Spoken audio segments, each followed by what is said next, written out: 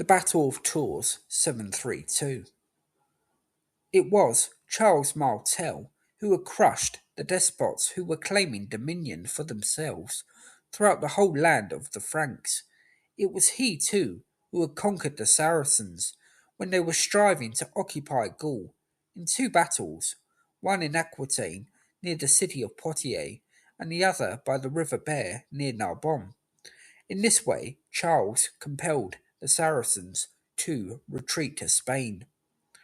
These words were written by Einhard, the contemporary biographer of Charlemagne, who was the grandson of Charles Martel. The Battle of Poitiers, or Tours, in 732, in particular, was one of the critical moments in early European history, as Islam threatened to expand deeper into the heart of Europe. With Iberia already overwhelmed, the kingdom of the Franks was now seriously threatened. But Charles is not known as the Hammer for nothing, and he emerged triumphant.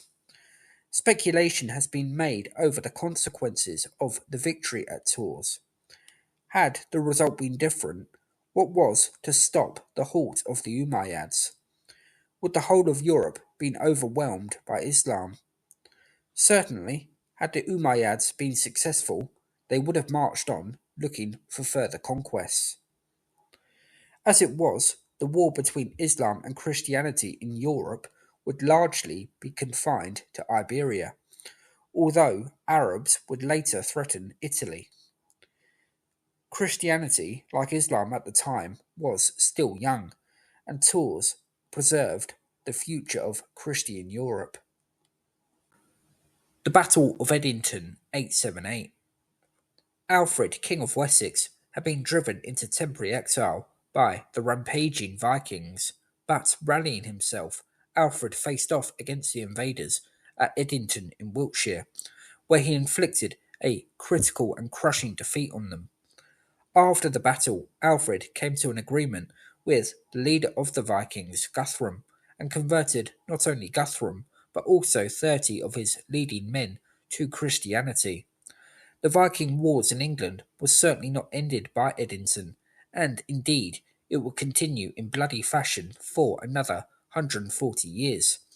But what Edington had done was preserve Alfred the Great's kingdom, allowing both he and his successors to build on the victory, eventually resulting in the full unification of England by 954. Had Alfred lost, in all likelihood, Alfred the Great would have been lost to history, which would have been an absolute travesty. The Battle of Brunanburh, 937. By the time of Brunanburh, Athelstan, grandson of Alfred the Great, had been on the English throne for 13 years and was a fine and admirable king, charitable and kind to those who deserved it, and admired across Europe, but ferocious to his enemies. Chief among those enemies was the King of Scots, Constantine II, and his newfound ally, the Danish King of Dublin, Olaf. Both Olaf and Constantine sought to make conquests in England, but their allied army was destroyed by Athelstan at Brunanburh. Like Edington nearly 60 years earlier, Brunanburh was not totally decisive in the long-term future of England. After all, when Athelstan died in 939, the nation's enemies once more threatened the kingdom, and were, for a short time, successful. But again, like Edington, a loss at Brunanburh for the English could well have been catastrophic, as Danes and Scots may well have run riot across England, causing death, destruction, and division. And Brunanburh was a battle that cut the teeth of Athelstan's successor Edmund I, who would need all his experience to overcome the difficulties of his relatively short reign and reconquer the lands that he temporarily lost to the Danes. The Battle of Lechfeld, 955. There were various threats to the peace and stability of early medieval Europe, and one of these menaces came in the shape of the Magyars, who had been a threat since the 9th century.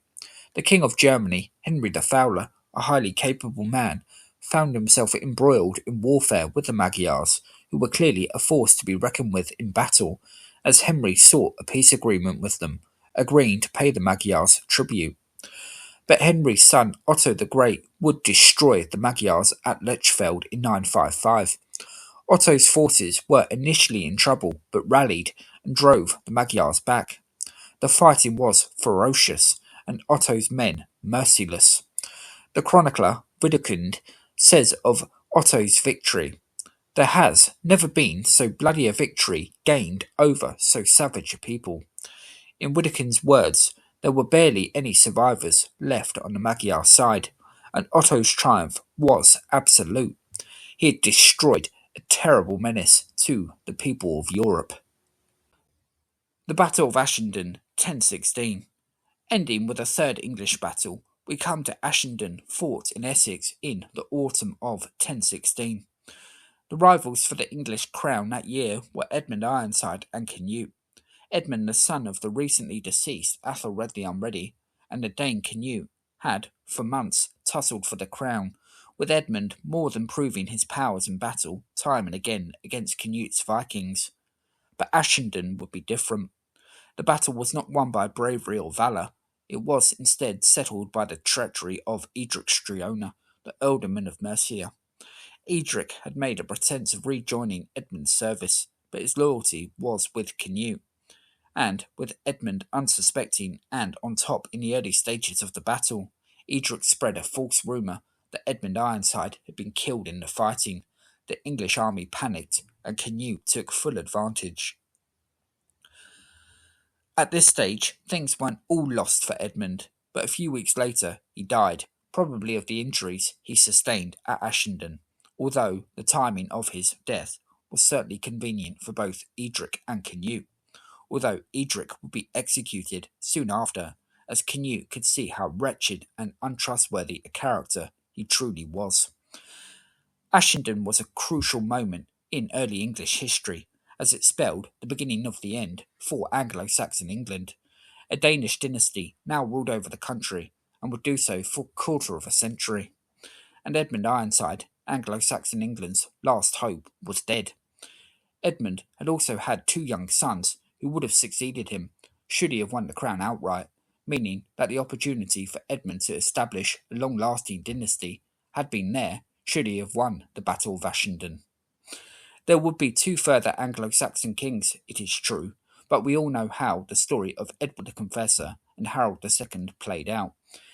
Had Edmund Ironside, Edward the Confessor's half-brother, defeated his enemies at Ashendon and not sustained the injuries that eventually took his life, probably caused in the chaos caused by Edric Striona, Anglo-Saxon England may well have lived on past 1066.